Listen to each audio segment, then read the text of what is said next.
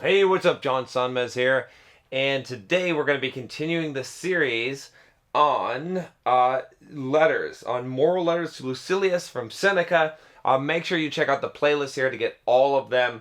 There's going to be a lot of these by the time I finish this series, but yeah. So last letter was pretty good, and today we're going to be going through letter 6, okay, which is on sharing knowledge. And it starts off here. 1. I feel, my dear Lucilius, that I am being not only reformed, but transformed. I do not yet, however, assure myself or indulge the hope that there are no elements left in me which need to be changed. Of course, there are many that should be made more compact, or made thinner, or be brought into greater prominence. And indeed, this very fact is proof that my spirit is altered into something better, that it can see its own faults of which it was previously ignorant. In certain cases, sick men are congratulated because they themselves have perceived that they are sick. He's saying that, he's not just being reformed, but he's being transformed. And I think the difference between being reformed and transformed is sort of like reeling things in, is getting in line, whereas transformed is bringing your consciousness to a higher level. And what he's saying here is that he's saying that, he's seeing all these things that needs to change about himself, right? I did this video a while back about looking in the mirror, right? This is something, check out that video, watch that video.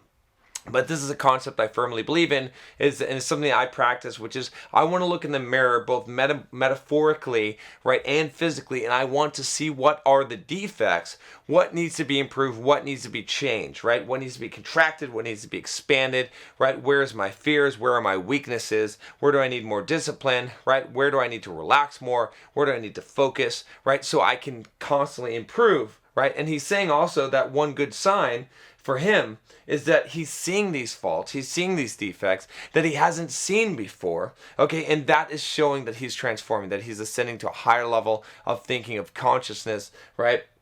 And he compares it to a sick man, right? A lot of people that are mentally sick, when they acknowledge their sickness, that is in some way the cure, right? Because they recognize where they are. And when you can recognize, when you can be self-cognizant, self-aware of your defects, your problems, then they can be fixed, right? This is a very Eastern concept as well as being the observer, right? When you want to overcome your anger, it's not going to happen by discipline. It's not going to happen by willpower, but it will happen when you become the observer and you realize and you're able to observe yourself with acceptance and say, I am a person. I see the anger. I feel the anger. I see that I'm getting angry right now. And you can do that in a disconnected way where you're not placing any kind of relevance on that. You're just observing that. And once you can observe it, you can change the behavior. But when you're in it, you can't observe, right? And so many of us live our lives unconsciously. If you're not seeing the defects in yourself objectively, you've got some work to do, okay?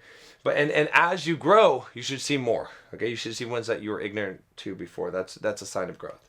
Number 2, I therefore wish to impart to you this sudden change in myself. I should then begin to place a surer trust in our friendship. The true friendship, which hope and fear and self-interest cannot sever, the friendship in which, and for the sake of which, men meet death. He's sharing this in some of the previous letters. He talked about, a true friend where you could share everything. I can show you many who have lacked not a friend, but a friendship. This, however, cannot possibly happen when souls are drawn together by identical inclinations into an alliance of honorable desires. And why can it not happen? Because in such cases men know that they have all things in common, especially their troubles. You cannot conceive what distinct progress I notice that each day brings to me. So again, confiding in his dear friend here and saying that, the thing is that people who lack friendships, they don't have a common purpose, right? They don't have identical inclinations. They don't have an what he calls an alliance of honorable desires. You'll find that your truest friends are the ones that are aiming for the same things, the same direction in life. And that's why it's important to align yourself with people who are aligned in the direction that you want to go. Otherwise, it will take you down.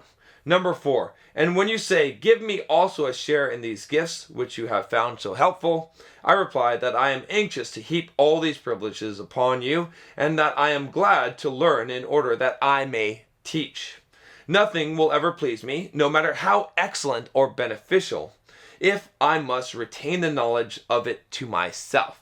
Really interesting. Okay, I've experienced this myself. Sometimes I have an awesome experience in life and I really don't have anyone to share it with, and it sort of really dulls that experience. I'm like, wow, I'm just bursting to share this experience, to share this knowledge, to share this wisdom. Maybe that's why I have a YouTube channel. And if wisdom were given me under the express condition that it must be kept hidden and not uttered, I should refuse it. No good thing is pleasant to possess without friends to share it. Pivotal phrase here. Remember this. No good thing is pleasant to possess without friends to share it. So many times you're going to find this in life, that a lot of the enjoyment from the thing comes from the story that you're able to tell, the friend that you can share that experience with. When you look at your best memories, when you look at the times that you think upon, a lot of times those are the times where you were with friends, where you shared an experience, and that shared experience is one of those most valuable things in life. And a lot of the real application of this is to realize that a lot of the things that you should be focusing on and spending money on and time on are creating these shared experiences.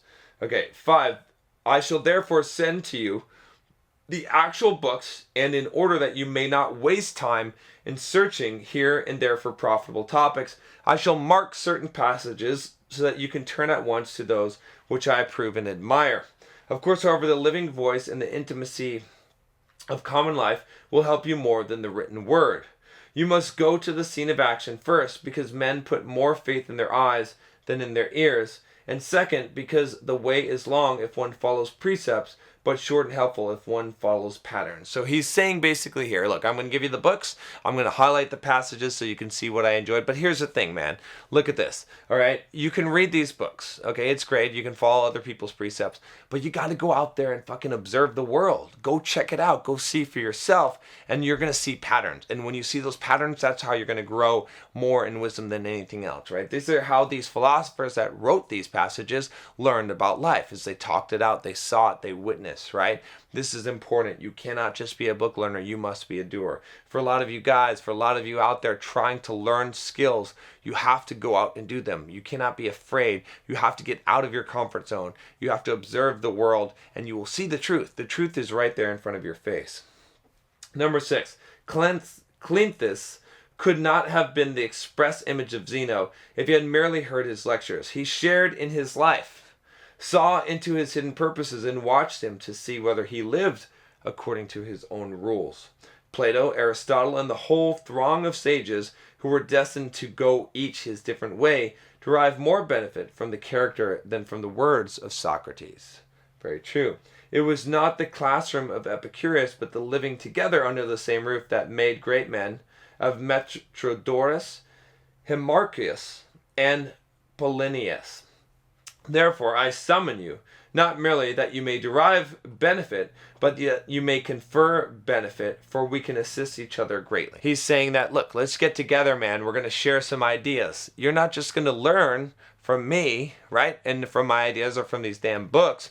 We're going to share them together, and I'm going to learn from you. We're going to learn from each other. This is how we advance, right? He talked about, Socrates and Aristotle and Plato. If you know Plato and Aristotle, they went different ways than Socrates, right? They were not in agreement in all things. Even though, they were students, right? A succession of students, they went very, very different ways. Okay, Socrates' stuff wasn't even written down. The thing is, it was hanging out. It was following people's precepts. It was watching them. It was living with them. It was debating, dialoguing.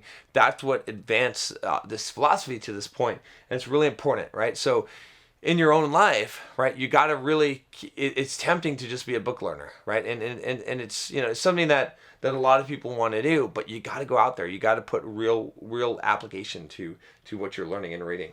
Number 7, meanwhile, I owe you my little daily contribution. You shall be told what pleased me today in the writings of Hecato. It is these words: what progress, you ask, have I made? I have begun to be a friend to myself. That was indeed a great benefit. Such a person can never be alone. You may be sure that such a man is a friend to all mankind. Farewell. So, this is kind of interesting. Being a friend to yourself. Very, very interesting that way back then, this kind of like self-embracing, right, acceptance concept existed, right? But it's so true, right? And it's interesting that he says that then you can be assured to be a friend to all mankind. And here's the thing, right? It's that whole concept of loving yourself. If you don't love yourself, if you're not a friend to yourself, you're not going to be a friend to anyone else. You're going to be jealous of them. You're going to have motives. You're going to have, all these kind of things that you cannot really express love to another person unless you love yourself, right? If you're not a friend to yourself, you can't be a friend to other people. You're going to be envious of them. You're going to have animosity towards them, right? The easiest the place to start is with your own friendship. So can you be alone with yourself? Can you accept yourself, right? We're not perfect. I'm not perfect. You're not perfect. But can we embrace our imperfections? Can we realize that we're on a path to progression and that, that it's acceptable where we are in that path right now? What's important is that we strive to continually improve. It's important that we continue to go down that path and continue to grow. And by doing that, by accepting that, by allowing ourselves to be where we are right now, then we allow other people, right? If we cannot forgive, accept, love ourselves, then we're our fellow human beings. There's no way. We're going to pretend like we love, but we don't really, right? Because if I don't think that I'm the shit, if I don't think that I'm fucking awesome, it's going to be really hard for me to be able to think that you're awesome, because it'll be a threat to me. But when I think I'm the shit, when I'm awesome, when I love myself, when I feel good about myself, when I'm the friend to myself, I can be your friend open-heartedly, because there's no threat, there's no worry, right? I don't have to compare myself to you because I'm comfortable with who I am. So now I can accept you fully. But I can't accept you fully if I don't accept me fully. And this is a really, really important concept. If you're having these problems in life where you're constantly feeling jealous, you're constantly feeling envious to other people, you're constantly feeling threatened, or they're making you feel bad, and you feel like you've got this false friendship, you feel like you've got this false love for other people, even though you really kind of despise people, and you're putting up this front. You got to look internal. It's not them, it's you. You have to allow to accept yourself, and when you accept yourself, then you'll be able to flow with love for other people, honestly. And that's the truth. This is something that's a really important concept, and he struck on it here just as a passing note at the end of this letter, but it's really, really important. All right, that's all I have for you today. Make sure a couple things here, that you click the subscribe button, that you click the bell so you get the notifications on this channel, and also make sure that you click the playlist here so you can get all the letters, the Seneca's letters. I'm going to continue on with this. I forget how many letters there are, but there's a lot. I think it's somewhere close to the 100 range. So click the bell so you don't miss the notifications. I'll talk to you next time. Take care.